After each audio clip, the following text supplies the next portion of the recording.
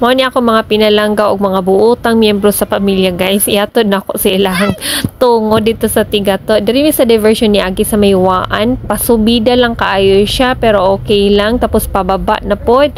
Okay lang po siya kay Minga og dali lang ang biyahe. Anyway guys, niabot na mi diri sa akong mama.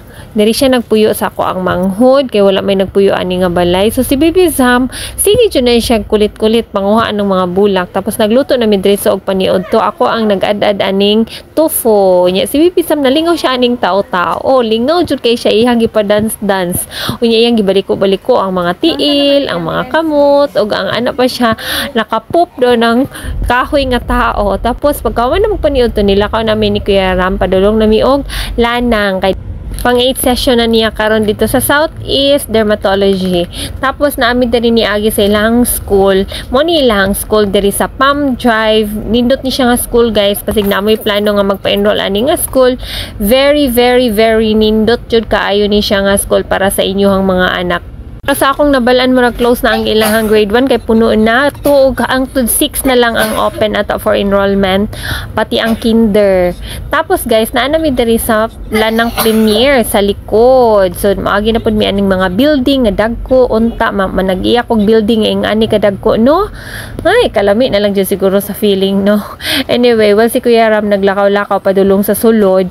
Akong na-realize nga akong anak dako na jud ay. Dili na yun siya katong baby pa ulit na. Pero bawal gihapon na siya mag-uyab-uyab. Crush lang pwede.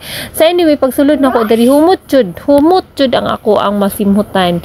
Murag ka ng very relaxing sa feeling jud. Nagbalik-balik na lang ni akong storya. Dari ko sa gawas, kay nag-voice over ko.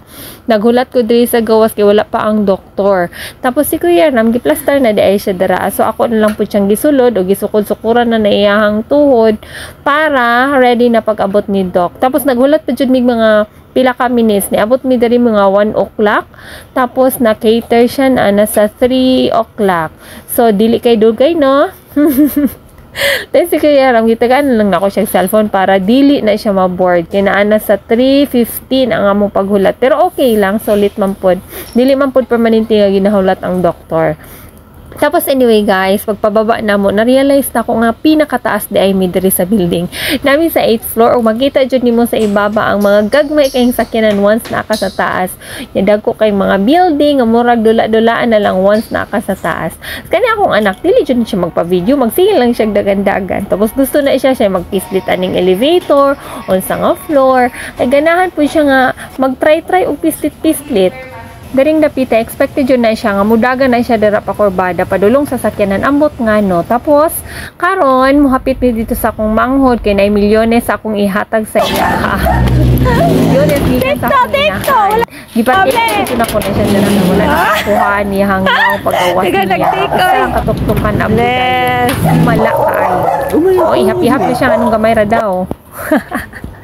Tapos, mo ni iyahang mga ero. Iyang gilambing-lambing iyahang pagumangkon, o kani iyahang mga ero na adere, samukan kaayo, pero very cute. Ako guys, dili kay ko hilig sa mga ero. Pwede lang ko mga hours lang siguro, pero kanang ako dyan mag-alaga, murag dili dyan ako kaya. Di na ko kaya ambot nga no. Mas moalaga na lang kong bata kaysa ero. Pero ganahan kong magdula-dula og ero kadali. Ang mga bata hilig kay nag-ero. Pagkahuman na mo diya si ang tito, ni uli na pud mi guys. Ay, wala di ay. Nagpagasa di ay mi. Kay wala na mi gas. Isa na lang kakudlit among gas. Tapos, nihapit pa mi ana og city gate. Kinaami gipalit. Kailangan na mo makapalit mi og pan. Og mupalit ko og yuta para sa ako ang succulent nga tamnan-tamnan. Tapos nahimala kaayo nga daghan kay tao. Pero duha ra jud ako ang gipalit dira. Soil og kaning soil nila tag 50 pesos ni siya pero organic ni siya. So the best siya sa mga succulent. Tapos magpapalit pa jud siya Nutella. Wala na ako siya gipalitan kay tamis. Unya ang ubo, napa jud siya allergy. So musamot inig kagabi. Humana mo og bayad diri. Ang last stop na mo karon ang Watson kay mo palit ko og vitamin sa mga bata. Pagkahuman na mo aning Watson guys, murag diri na lang taman ako ang video kay manguli na pod mi. Thank you so much for watching. Og ni-offer pa di ay siya diha nga siya magbit-bit kay bugat daw ang isa gaan.